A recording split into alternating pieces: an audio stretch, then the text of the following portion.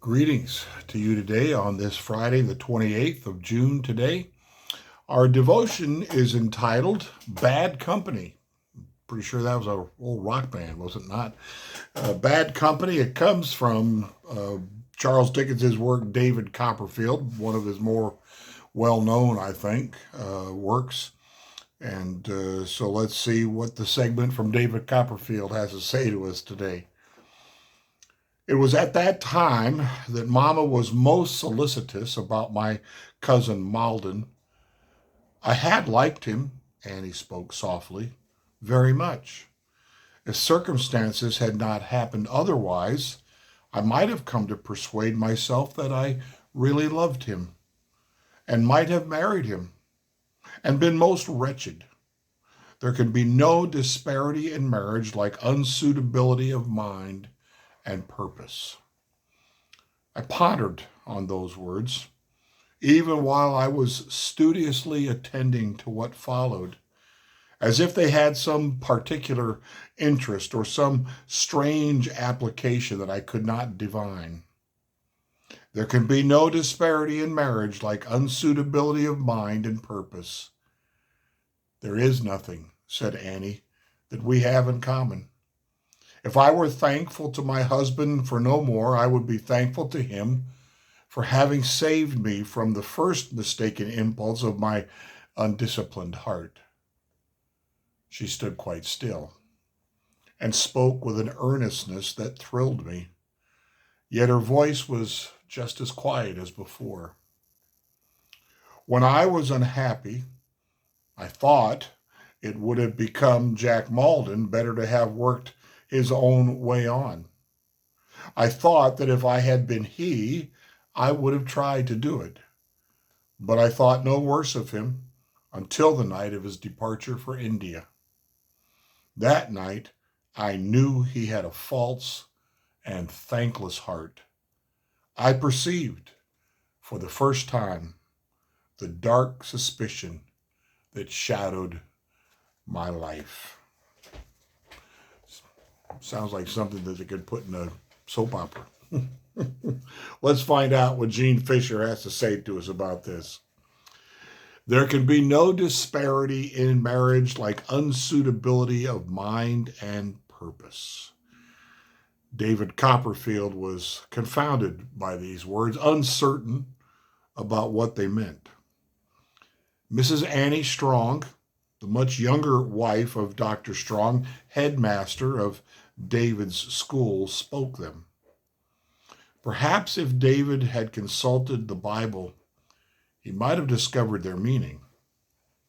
The Bible cautions us to make wise choices about our relationships with others, not only whom we marry, but also those with whom we choose as our friends. 2 Corinthians 6:14, the Apostle Paul wrote, "Do not be yoked together with unbelievers. For what do righteousness and wickedness have in common? Or what fellowship can light have with darkness?" Paul also noticed that you must not associate with anyone who calls himself a brother but is sexually immoral or greedy, an idolater or slanderer, a drunkard or a swindler. Do not even eat with such people. 1 Corinthians 5:11. Paul encouraged us as Christians to be discerning the way Annie Strong was. She observed Mr. Malden's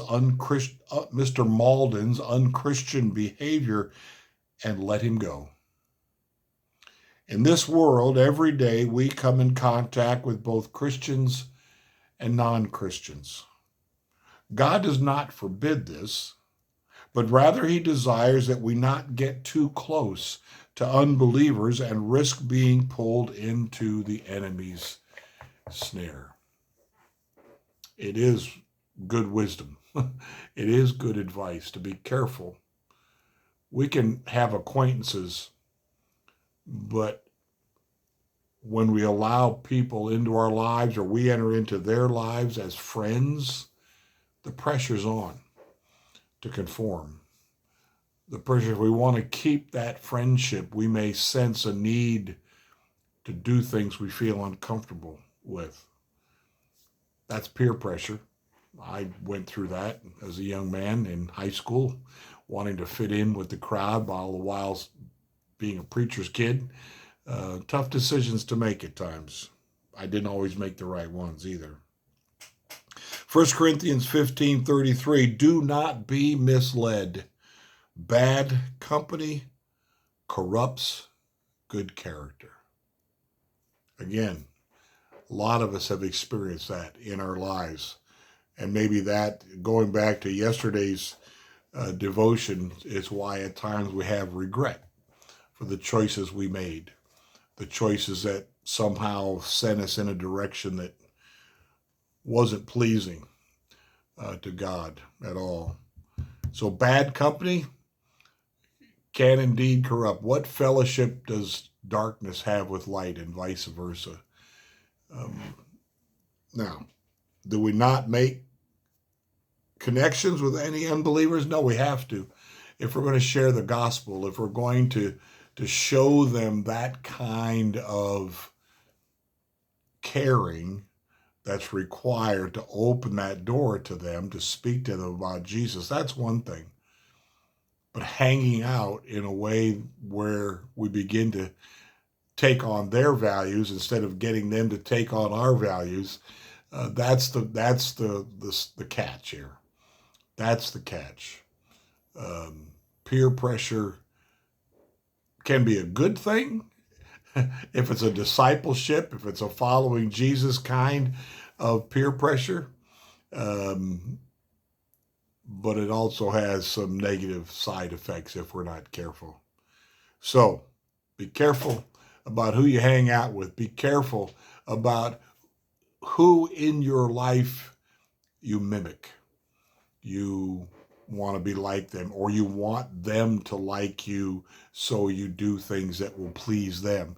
And that certainly can get you into a lot of trouble. So blessings to you today. Be wise in your friendships, and wise in your business partnerships, or however other relationship that we could mention. The one in the story today that came from David Copperfield is about a marriage relationship. And again, it is good advice. There can be no disparity in marriage like unsuitability of mind and purpose. If you can't be on the same page with somebody, if you can't have the same outlook on life where you work together as a couple, then no, let it go. Let it go, and keep looking for the one whom God will lead you to. Blessings to you today.